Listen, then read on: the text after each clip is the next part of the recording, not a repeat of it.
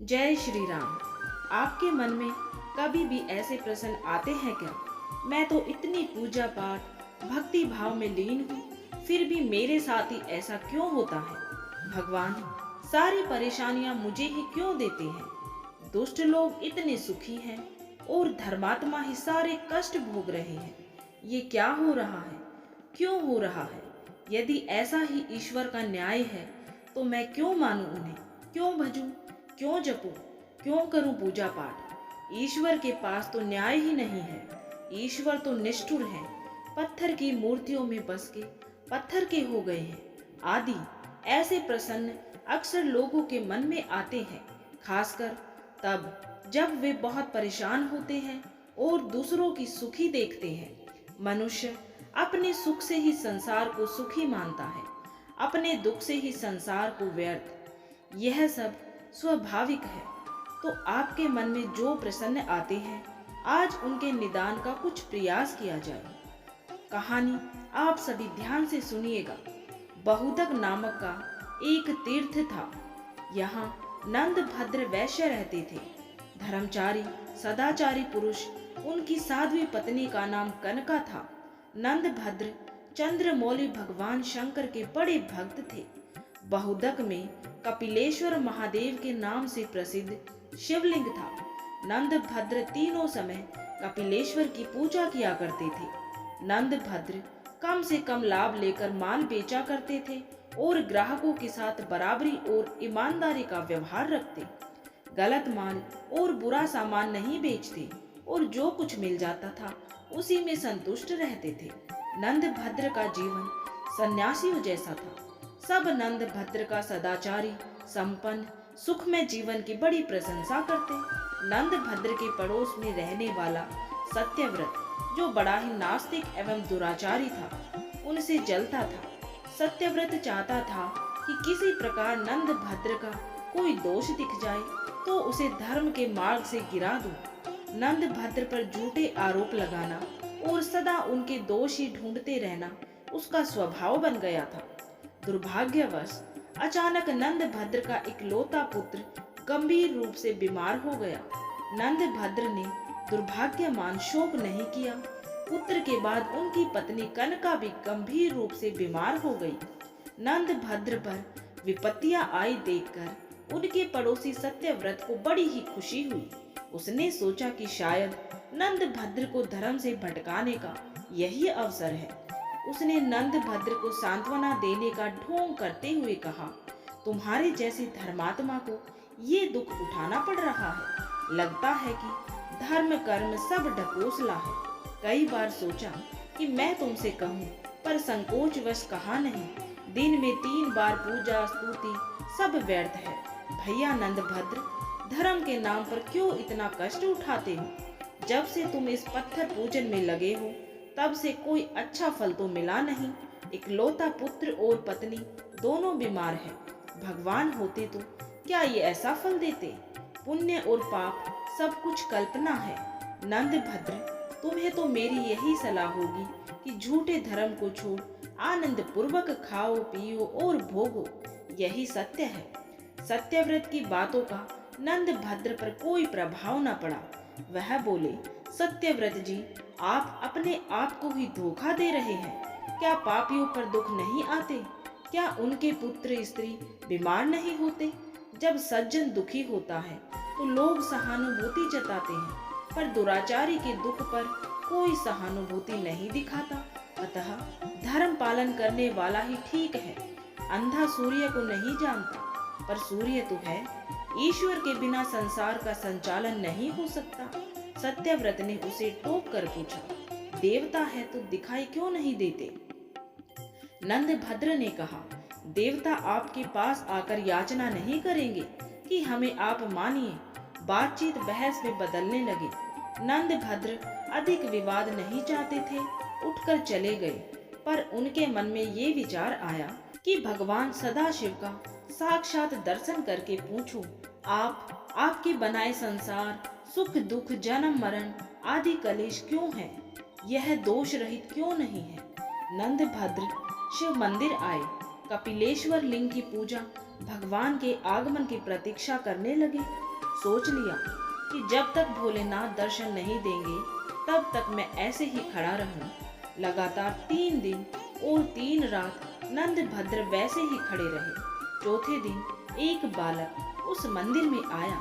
वह गलित कुष्ठ का रोगी भयानक पीड़ा से कर रहा था। उसने नंद भद्र से पूछा, आप इतने सुंदर एवं स्वस्थ हैं, फिर भी आप दुखी क्यों लग रहे हैं?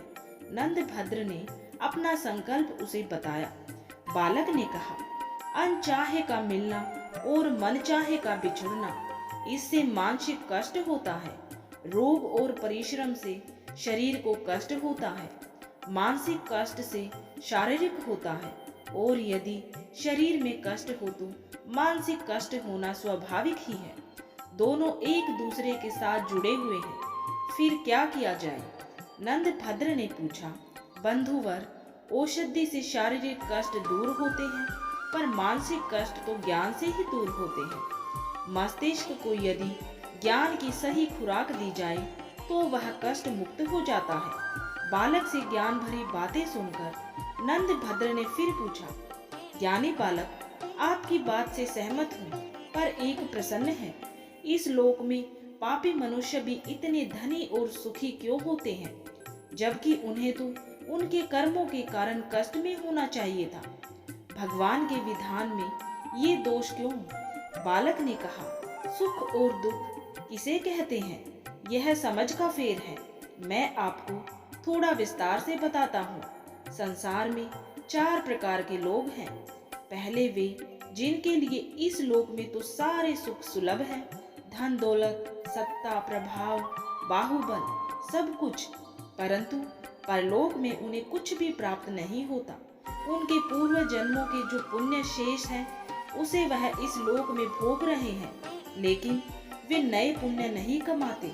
ऐसे लोगों का सुख भोग केवल इसी लोक तक है। अगले जन्म के लिए वे कुछ शेष छोड़कर नहीं जा रहे, तो उनका अगला जन्म बिल्कुल उसी रूप में होगा जिसे देखकर आज वे कांपने लगे।